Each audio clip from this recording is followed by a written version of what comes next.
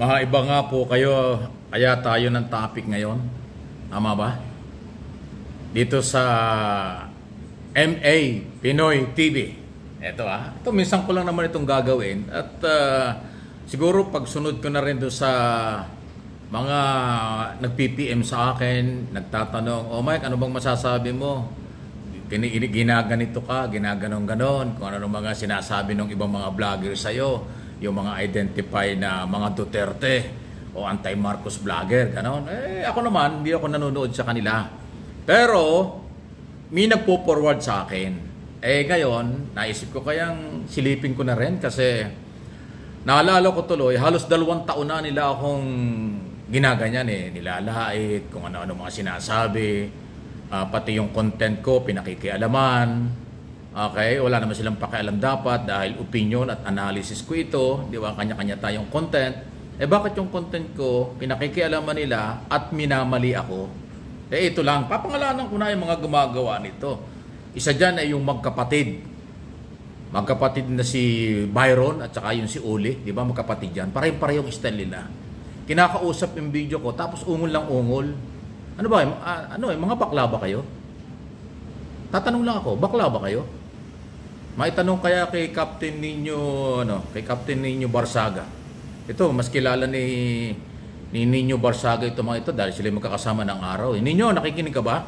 Bakla ba ito mga ito? Bakit ito mga ito kinakausap yung video ko, tapos ungol lang ungol? Lalo si Banat Bay, bakla ba yan? Kasi sabi niya, ganon. Bakit siya ungol lang ungol doon sa aking video? Kinakausap yung video ko, tapos minamali ako, tapos ungol lang ungol. Matagal lang ginagawa ng magkapatid na yan Kaya tuloy ako nagtatanong, mga bakla ba kayo? Bakit yung nakakatuwaan yung aking content? Nagtatanong lang Wow, kayo magagalit. Pero kung magalit kayo, bahala kayo sa buhay nyo. Kasi yung mga content nyo, hindi ko pinakikialaman. Hindi ko nga ginagamit ng mga video nyo dahil hindi ko ugali mang gamit ng video nung may video. Maliban lang kung lehitimong media, yan, ginagamit ko. Kasi lehitimong media, mayroon akong tiwala. Pero sa inyo, ay wala. Yun ang tanong ko, bakit? Meron pang isa dyan, yun si Badong Atis. Badong Atis, ano ba yun? Badong Aratilis. 2 taon na rin akong tinitira niyan. Ang babaw ng argumento. Tapos nakita ko isang araw, teka muna. Parang matandang walang tinandaan. Nagpapakita ng nipple sa harap ng camera. At saka kumakain ng mikropono. Ano yun? Tapos sinusumbatan, parang naniningil sa SMNI. Ako galing ako ng SMNI, hindi ako naniningil dyan. Sinisingil ng SMNI. Wala daw, hindi daw siya tinutulungan ng SMNI. Bakit yung iba lang daw? Ano yun? Ano ba klase mga vlogger ito mga ito? Kayo ba yung dapat kapani-paniwala? Kayo ba yung nanghihikayat ng taong bayan na samahan kayo para sa inyong pinaglalaban? Pro Duterte, puro kibuloy kayo, kung ano-ano. Ano yan, mga galaw nyo yan? Ayaw ko sana kayong patulan kasi ang babaw talaga ng inyong mga pinagagawa. Pero pagbigyan ko na, akin naman sariling observation, pero never kung gamitin ang mga video nyo kasi wala naman laman. Puro kalaswaan nga, katulad nun. Isipin mo, sino? Alam mo, kung normal ka, tao at vlogger ka, bakit mo kakausapin yung tape, yung record? Bakit yung aking audio, yung aking video, kinakausap mo? Tapos, pag hindi mo gusto yung sinasabi ko, binabanatan mo ako, tapos ungol ka nga ng ungol. Ano, bakla ba kayo talaga? Diba? Wala tayong pakialaman sa content. Yung content ko, opinion ko, analysis ko yun, wala kayong pakialam. Bakit ako minamali? Sino ka? Sino kayo para ako maliin? Ang background naman ninyo, wala naman kayong background sa media. Ako, 37 years na ako sa investigative reporting at pagbabalita. Diba? I know my job. Alam ko yung ginagawa ko, tapos kayo, gano'n. Ewan ko sa inyo. Pinaglululo niyo yung mga tao. Sinisira niyo ako para kayo kumita. Minamali niyo ang aking opinion para pagkakitaan niyo ako. Ginagamit niyo yung video ko para lang kayo makapanlin lang ng mga tao. Kawawa naman yung mga tao. Yung mga taong yan, nakikinig din sa akin Siyempre ako sa akin naniniwala yan. Dahil yung original kong video. Bakit niyo minamali ang opinion ng iba? Sino kayo? Matatawa ka na lang Doon ako nata ng ungol ng ungol, pares silang magkapatid Papakinggan yung audio ko, kapiraso, tapos ganon, tapos mamaliin. Ano yun? Matagal lang ginagawa. Alam mo yung mga yan, yun yung mga vlogger ni Isko Moreno nung araw. na wala namang nangyari sa kanila. Ayoko from day one Marcos until now. Dahil ako may pagmamahal sa Pilipinas. May malasakit ako sa Pilipino, hindi ako katulad nila. Palipad-lipad, palipad-lipad lang, parang butterfly kung saan may masisip-sip siguro. Ewan ko sa inyo. Di ba? Yun yun. Ilan lang naman yan. Sabagay, kakaunti na sila, pakaunti nga ng pakaunti. Nag-aaway na nga sila eh.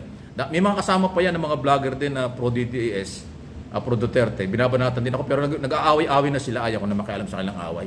Pababa na ng pababa yung kanilang level eh. So, yun lang po ang aking observation. Kaya ako'y muling nagpapasalamat doon sa mga nagpapadala sa akin ng mga video, audio, kung gano'n. At nakakarating sa akin kasi hindi ko naman talaga sila papanoodin kasi nakita ko na wala naman laman eh. At saka walang seryosong sakripisyo at pagmamalasakit sa bayan. Kung ano ang kanilang negosyo lang nila, kumita lang sila. After views lang, yun lang ho sila. Pero wala.